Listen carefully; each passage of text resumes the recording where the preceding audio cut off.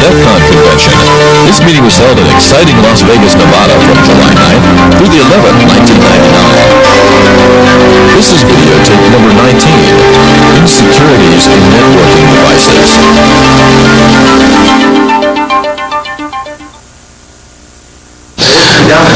Well, I'll make them available on the DEFCON site afterwards, and then you'll have them there. My name's Rooster, and I am a network engineer. I design and implement large-scale networks, routers, switches, ATM, FIDI, whatever you want to call it. Deal with all different aspects of networking issues. So what we're talking about here today is insecurities in networking devices. But the question is, how did we come across the problem? The problem is, back in the old days, like way back in the Stone Age, when they were chopping wheels out of rock, they used to manage things through the console port, which was really cool when you only had like 3 routers to play with. No big deal. But then as time progressed and man became more advanced, they discovered other countries, and they discovered need for offices in other countries. So they had to decide how they were going to actually manage these routers in other countries. So say you set up an office with like 5 people. You put your network connectivity there, but you don't have enough people there to make it worth getting a network administrator for every site. How do you take care of it? Hence the need for remote administration. The problem with remote administration, remote management, is that anytime you leave a path for yourself to get into a device, you basically leave a path for somebody else as well.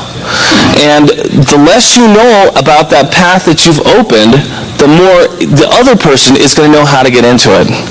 One of the biggest problems with remote management is the lack of understanding by the administrator what he's got. In fact, most networking devices actually come regularly set up with remote management turned on. You plug it in, you turn it on, it's there. People don't even realize this. In fact, with really basic configurations. Since there's no authentication for a lot of these, it's pretty easy to get through. So the things that we're talking about today, we're talking about routers, we're talking about Ethernet switches, we're talking about ATM switches, FIDI, basic network infrastructure, the stuff that you start with when you design your infrastructure.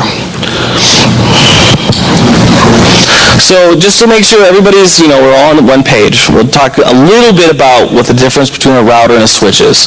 So when we're talking about the different devices, we all know what we're talking about.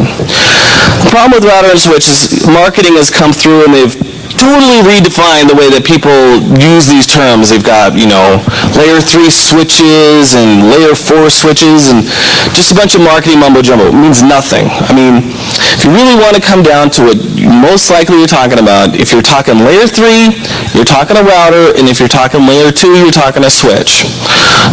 Layer 3, as a general rule, your router is what's going to go between 2 different networks. Layer 2, you're going to segment the same network. Hope that makes sense, y'all. Y'all look kind of bright, so I figured it's probably a waste of time telling you this stuff. All right. The methods that people use to manage these tools, the management for networking devices, the basic protocol for this is called SNMP. I'm sure everybody's heard this. By the way, if anybody has any questions, like if I go too fast by something, please feel free to stop me, and then we'll have questions at the end.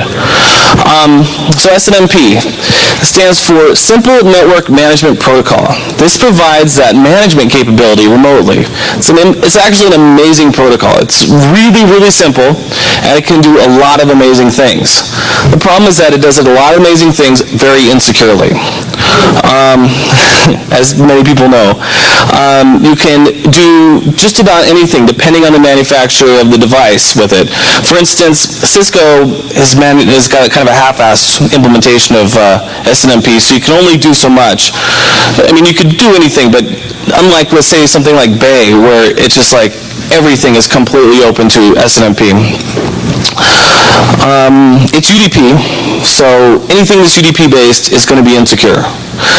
UDP is as you know, is they said, well, let's make the most basic protocol that we can, and we'll let the application worry about things like security and checksums and, fragmentation and things like that. So UDP does nothing of that. It goes across, everything on the SNMP goes across in clear text. There's no encryption, nothing. No authentication, there's nothing involved at all. So you put a sniffer on the wire, you're seeing exactly how the management system's working. And as such, it's completely insecure. It's probably one of the weakest protocols that we have on the internet, that as important as it is, has become. The way SNMP works, it has a really, really basic, kind of primitive method of authentication, passwords. But they're not really called passwords, they're called community strings. And what community strings are is basically a password that each device allows access to a different part of it. Community strings usually come in two variances. There's actually three, but the two important ones are read-only and read-write. Read-only allows you access to, basically, you can look at anything that's on the router. It says read-only. Read-write actually allows you to make changes on the switch or the router. Well, I want to briefly address SNMP on your hosts, Unix boxes, things like that. There's actually not a lot you can do. The manufacturers of HP and all these people haven't really put a lot of functionality for SNMP in their hosts. There are a few exceptions, and it's good to know that there are definitely some bugs with SNMP in hosts. I mean, the obvious ones are going to be buffer overflows for root. I mean, I saw 5 of them just the other day. In fact, there was one that Sun had that a good friend of mine, Alhambra, came up with, where Sun had a SNMP community string hard-coded into their SNMP daemon, so that it didn't matter what you set it at, this one would always work. Nice little backdoor that they provided for everybody. Something to always watch out for. Actually, as a side note, backdoors are something always to watch out for. Does anybody here use 3Com? Nobody uses 3Com routers? You realize that with a 3Com router or hub, that if you have a MAC address and you're on another 3Com hub, you can automatically gain full access to any other 3Com hub on the network. So if I come into your network and I plug it in and I have your community string and I have your MAC address, I just remote into your router, just like that. It's very simple. In fact, this was 3Com's wonderful management system versus Telnet. Okay, another method that they use for managing is called TFTP, Trivial File Transfer Protocol. Once again, this is UDP, and it has no authentication. It doesn't even have passwords. If you're lucky, you have to use community strings. TFTP was originally designed to make it so that machines that were booting up on a network would be able to get their configuration off of a server. So they wouldn't have any way of authenticating because they wouldn't even be fully booted up yet. So now, network vendors will use this protocol to actually move configs on and off of a router. The main part of, the part that's important of SNMP is what's called MIBs. MIBs stand for Management Information Base. MIBs are the actual data that are on each networking device that provide the information that you can query.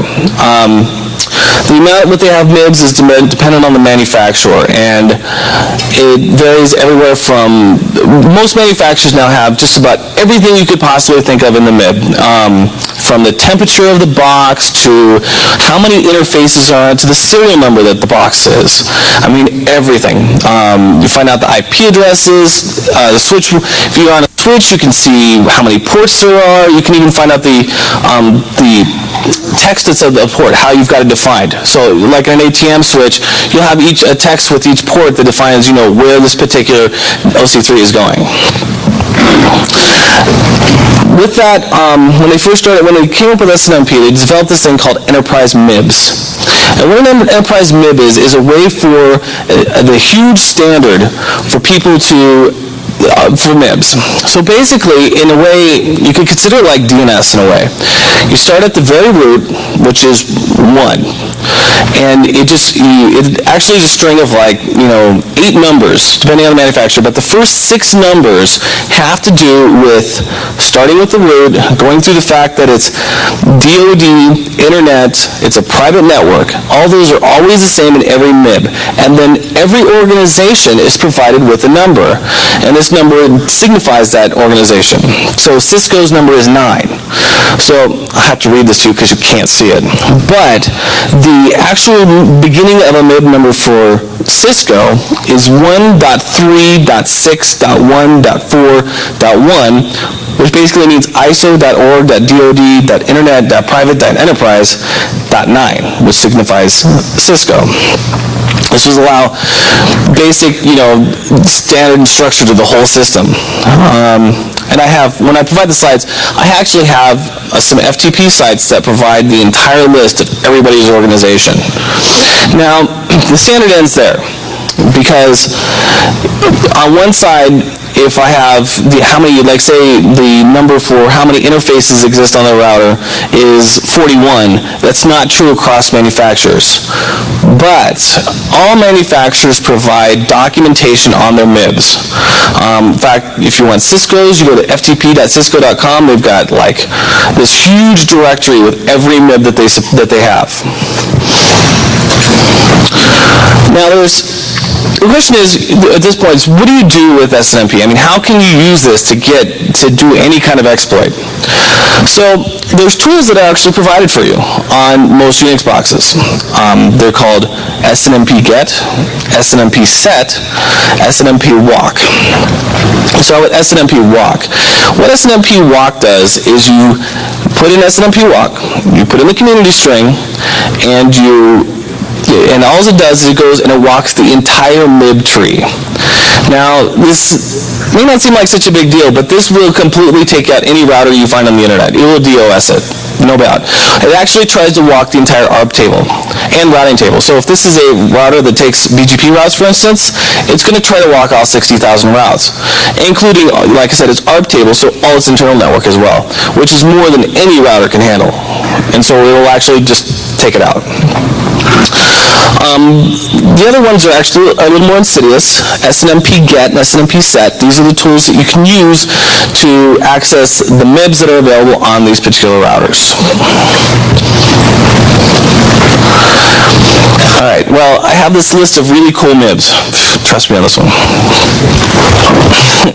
And what these particular MIBs are, if you can see them, are on a Cisco, because I just pulled Cisco out randomly, no real reason.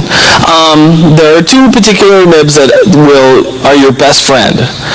They go through the whole standard part, and host config set and write net.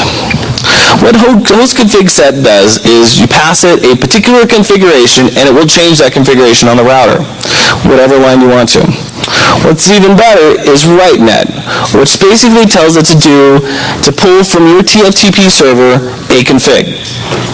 So you put yourself a nice little config out on a TFTP server, send that to a router, it will go to that Unix box and pull the config off. Okay, so let's say you get inside of a router. The question is, most people don't seem to understand what advantages they have by gaining access to the infrastructure. One of the big things you can do inside of infrastructure is you can map the entire network. Those routers have ARP tables, they have routing tables, they know where everything is.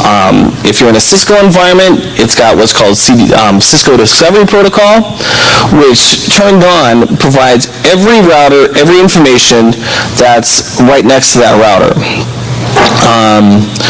Then, for instance, one of the benefits of this is most people don't actually have switches that you cannot see the switch. So say you want to get access to a switch to find out what servers are on that. Well, when you trace route through a box, you can't actually see the switch because obviously it's layer 2 and it just passes over the top of it. When you have access and you do show CDP on that, you will see the switches as well as the routers. So getting access to the switch at that point is a cakewalk because most people don't put passwords on their switches. It's simply amazing. But they do put up IP addresses, so that's really nice of them to do that.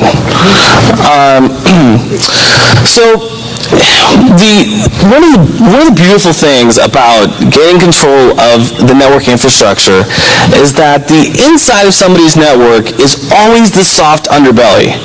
Nobody ever does anything internally. Say, oh, I got my routers in front of me, I got, maybe some firewalls. Nobody can touch me inside.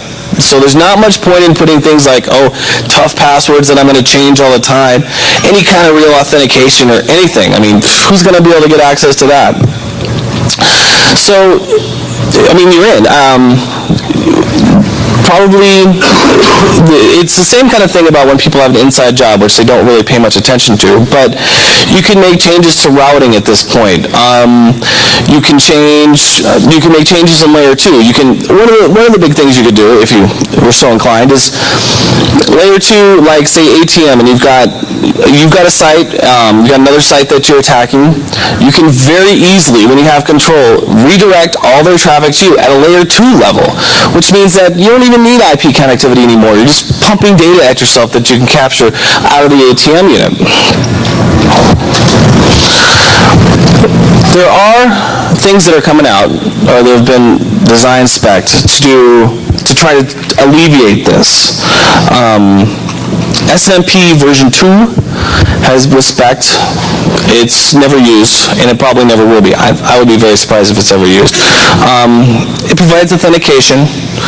It's more streamlined. It's much more secure, but it has a lot more. It's a little bit tougher to implement, and it's really expensive. Anytime when you have to change a big standard like that, it's really expensive. And most people don't seem to realize the importance of things like security. Go figure. So I wouldn't bank on that being really used very much. Oops. No, I screwed myself up. Okay, so now you're the network, and you really don't want people accessing your router.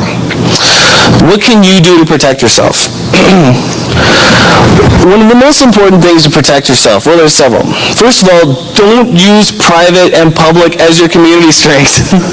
This is like the biggest mistake that, people laugh, and it's funny, but I cannot tell you how many routers I find out there with these as their community strings. They turn on the routers, they don't even think about the fact that SNMP is set up, and they just walk away from it. And that is what all manufacturers put standard as their community strings. So you can pretty much just walk through the internet and find dozens upon dozens of people who have not changed their configuration. Of course, you could probably find dozens where the password is Cisco, but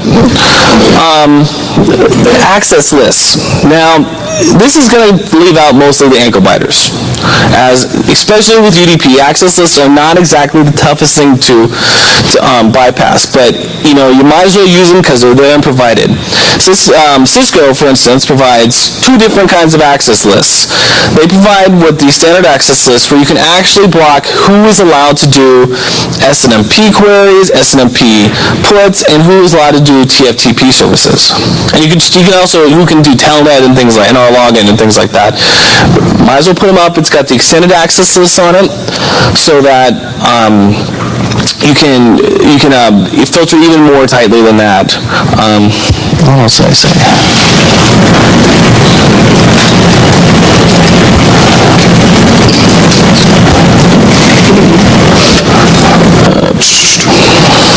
Sorry, it's a slow computer. How much more granularity do the extended access list give you? Extended access lists give you the granularity of using port, the status of the packet, meaning SYN or ACK, and by host or by range of hosts. So, for instance, standard access lists do not give you the option of doing by by network. It can only do by host. But the extended one gives you the access to the host, to the network. All right, I think there was just... proper logging. Proper logging is really, really important. You need to know who's doing changes on your routers and who's not. And we're talking off-host logging as well, not leaving the logging on your host and reading it from your host and hoping that you catch the person as they're doing it. Syslogs provide a tremendous amount of information, and they will tell you exactly if people are making configurations to your boxes, your routers, and they will tell you what configuration changes they're making. Having nice tools that go through your syslogs and pull out any possible security violations is a huge help, because 99% of the people out there the people trying to get in don't really understand syslogs. So what was it? So your access lists, and that's pretty much it for securing. So that pretty much covers it. My quickened version of this to make sure we can get the experts done. Is there any questions? Sure. Do you have any feedback on like the ISL protocols or anything like that? The ISO? ISL? Oh, the Cisco bridging stuff? The switch VLAN bridging over one port, yeah. Well, it's actually not quite the focus of this, but I know what you're talking about. And whenever you're talking VLANs, you have insecurity problems. And when you trying to map VLANs to different ports like that and adding extra protocols, you're adding insecurities. I don't know of anything in particular with ISL, but I wouldn't be surprised if something exists. Especially because there's no authentication of ports, right? So if I'm on a host and I send the correct command to the port, a lot of switches will actually let me change VLANs, which is, another really bad thing. Especially if people are using VLANs to, try to segment their network in such a way. Actually, I almost forgot. That's what I forgot. Segment your network. One of the big problems with this is that it's clear text. So you can put access lists into Sun and Shine. You can put the most incredibly strong community string that exists. But if anybody perchance owns any box on your DMZ, and I'm sure most people have a machine or two that sits outside of their firewall and outside of their normal infrastructure, probably on parallel with the routers. They own one of those boxes, they set up a sniffer, they're going to have it. So it's good to segment out your network. Throw away the hubs and put switches in, because it's the best thing, one of the best things there is for security on that, keep people from sniffing. I'm sorry, go ahead. Actually, switches wouldn't provide much protection against sniffing, because all you have to do is generate the MAC addresses of the machines that you want to sniff, and it would think that that's legitimate. There's ways around it, sure, but as a general rule, you have to know enough about the switch to be able to pull that off, and you have to know what kind of switch they're running to pull that off, because I don't even think that'll work on a Cisco. You know what? I've never tried it. I know it works on 3Com, but yeah, there are ways around it, but it's definitely better than putting a hub up. He's looking at the send ISDN routers. This is really complicated. Say it again? Maybe that send ISDN routers. Send ISDN routers? ASIN? Oh, Ascend. I'm sorry. Ascend. Okay. So, you want to know about those? There's a lot of small and mid-sized businesses use this. Ascend actually has quite a bit of security problems. A lot has to do with SNMP, because they actually allow a lot of functionality with their SNMP MIBs. And beyond that, I know there's problems in the dial-up part of it, but do you want to say something about it? I can't, because I don't want to lose my job there. Oh. Yeah, I know they have problems. All right. There was no protection against anybody telling them directly into it. Yeah, they don't have access lists that way, like a Cisco router does, and they're really They don't have a password set up in the default. Right. Well, which is why most people don't really have that remote a configuration in their sense. I have a comment. I think I understand the importance of being able to SNMP walk boxes, because it gives you version information, it gives you uptimes, memory usage, there's looks like a gold mine. Oh, absolutely, but usually when you do it, you're not going to get any information because you're going to take the router down. I learned this the hard way, actually, legitimately, taking my border routers down by SMP locking them. You don't have to SMP lock the entire tree. Well, right, you're right, that's very true, you don't, but that's, but if, yeah. Getting the good information on the top of the Right. Oh, that's very valuable information for getting more access to the router. You learn what version of code that they're running and, do a search at root shell, what bugs in that one. Go ahead. Yeah. Oh, okay. It's kind of a basic question. In order to keep log on a router, IP addresses and stuff like that, you don't go to communication, say it's not public or private. Is there a way to find out the community string? Sniffing, yep. If it's on a shared network, you'll be able to find it that way. Because basically, what's happening is you can be on a shared network where people are passing the data back and forth over the router, which does happen because I've seen people administer routers over the internet, and it does exist. You mentioned backdoor passwords, particularly your backdoor passwords for Microsoft Engagement by Windows 95 as well as was there? I don't know about those, since I don't really deal with hosts all that much. But also, you mentioned email. Long iterations. Yep. Yep. Yes, and SMP3 is like in the stage of being an IETF standard and not, or it's in draft stage if I remember correctly. Has it? It was announced in December last year. So there are several implications, but the thing is that it's very complex. Yes. And talk about URS, I think we have to do that. Yeah. You got a question? Yeah. Yeah, what about running CBAC? Running what? CBAC? Cisco routers will actually perform some applications, like the firewall feature set. To be honest, I don't really use those app parts of Cisco because I don't really trust them. I use their access lists. I don't use their firewalls. CBAC, which you're talking about, I don't really get involved. Small services, shut them off. Pretty much back down to what a Cisco router is supposed to be doing, which is routing traffic. Services that allow to do that.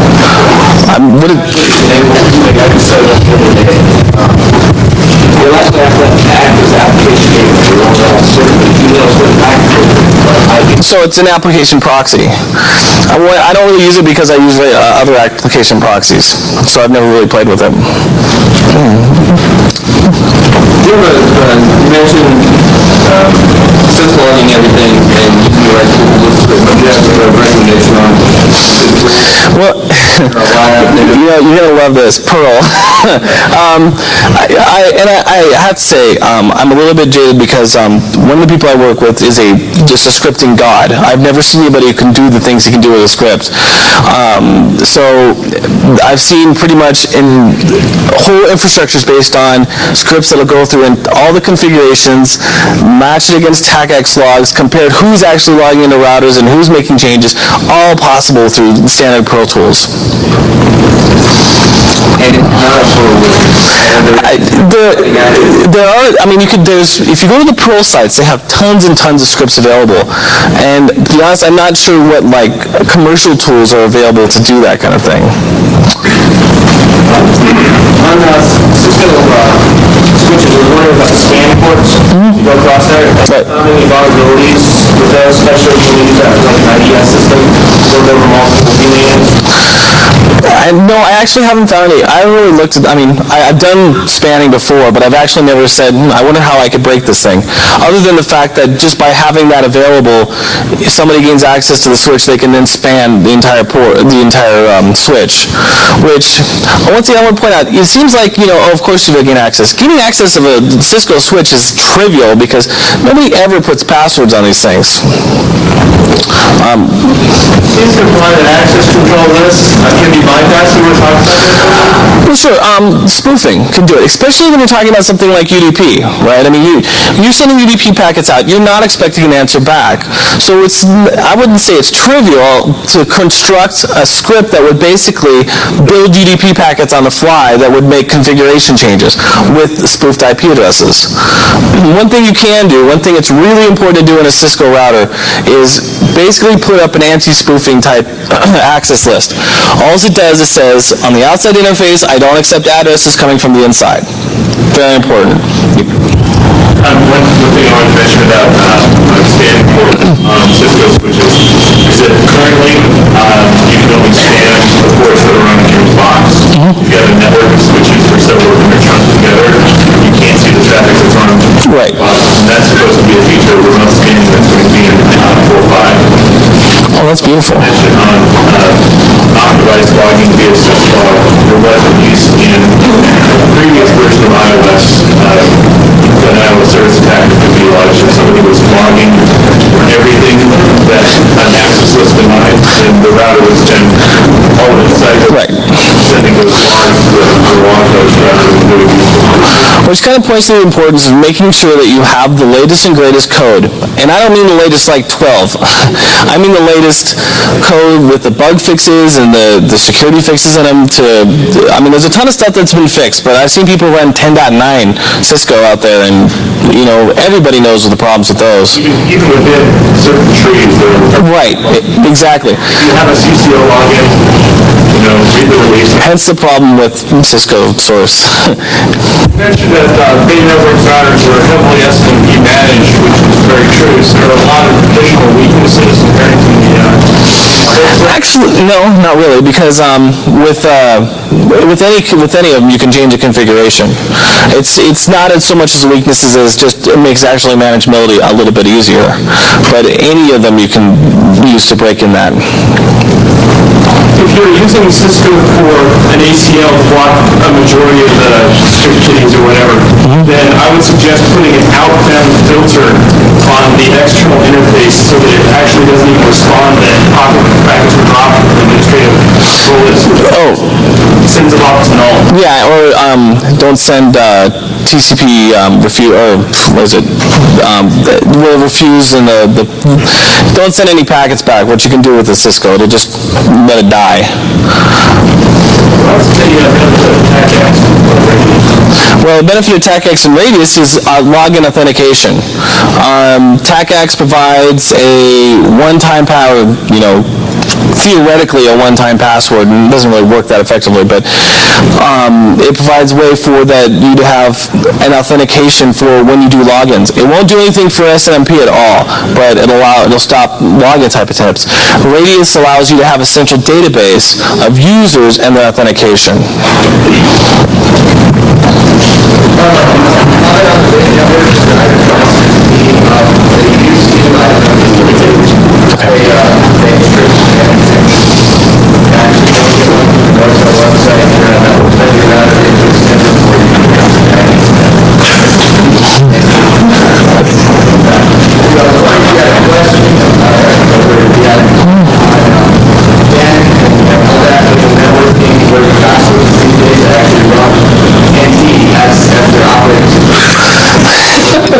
Oh, well,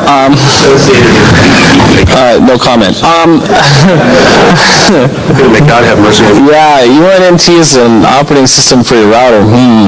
Well, the problem is that it's funny because there's this one router that I saw out there that's like probably the fastest router that exists, and it runs NT as its operating system. It's kind of a toned down version of it. It's more of an embedded version of it. It's almost an NTCE, but and it's like, all right. But it's the fastest router that I've seen existing, and Berkeley Networks, I believe, is the router name. Yeah, it's fast because of the hardware, not the operating system. We should make that clear. So there's many problems in that when you're dealing. The benefit of using something like the Cisco and the Bay is they don't really have a real operating system. They're just this loader with some protocols. Okay, one last question. Hold on, Oh, okay. Real quick, folks, if anyone knows a Brett Bressler or a Roman Israel, they need to go immediately to the second floor and talk to a lady by the name of Sharon. There is a urgent family emergency. Mr. Israel is wearing a Amish hat. So if you spot him, please kick him into play and making sure he goes upstairs. Thank you. Oh, and by the way, there's a gentleman in the back wearing a yellow hard hat. This gentleman is from Linux World. Is that correct? And would love to talk to anyone who loves Linux. Or not. What's Linux? And sir, running NT on a router, may God have mercy on your soul.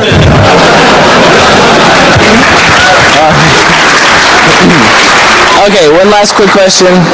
Just wondering if you had any comments on Armon vulnerabilities? I don't really know a lot about Armon. That's kind of new for me. I would love to tell you more, but I can't. All right, well, thank you very much for coming. Oh, my email address is rooster@resentment.org, if anybody has any questions. I liked it. Spot the Fed. Woo! What's that? Yeah, ftp.cisco.com. All right, thank you very much.